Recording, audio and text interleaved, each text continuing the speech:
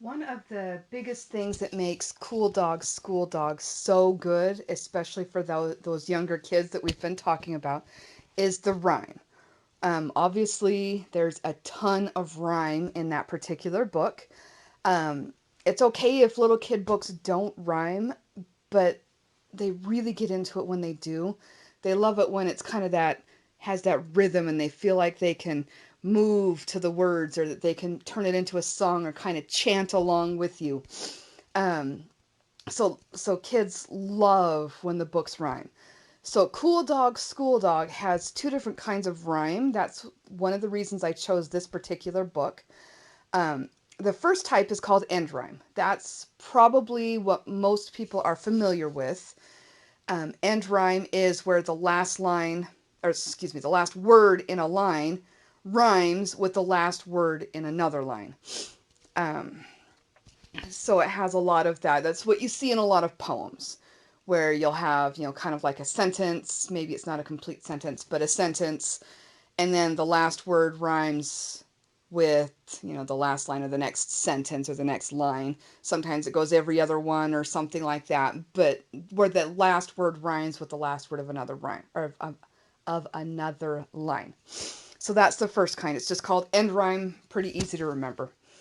The next one is just rhymes. So you have where cool dog and school dog, cool and school rhyme, and that's not the end of the line. It's just within the rhyme, or it's just within the lines. So that really gives it a rhythm. That really gives it a flow. And a lot of the kids, it helps them when they start getting a little bit older. It helps them predict um, what's what words might come next, and it helps them remember the words.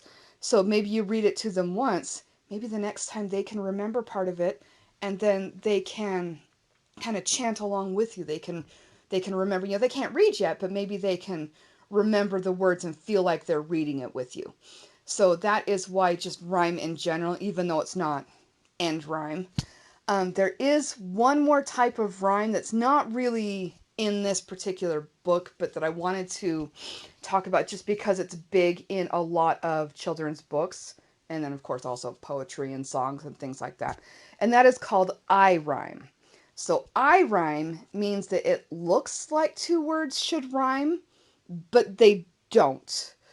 So, for example, if I were to say the words rain and again, when you're looking at it, rain ends with the AIN, and again ends with AIN. Okay, and yeah, a lot of people pronounce it again, but in a lot of parts of the country here in America, we say again, and it's like there's an E there, and so they don't actually rhyme. It just looks like they should. Kind of like the words pause and because. Pause is Pause or Paws, but it ends with that Oz. And then because also ends with Ause. So it looks like it's going to be pronounced because. And a lot of parts of the countries, they do say that. Around here, most people say because, and it's like it's just UZ. So that, again, makes it I rhyme. So that is something else that you'll see in a lot of kids' books where there's I rhyme. So you might have, a bunch of lines that rhyme for real, and then you might have one or two lines where it's just I rhyme. It just looks like it's going to rhyme, but it doesn't actually rhyme.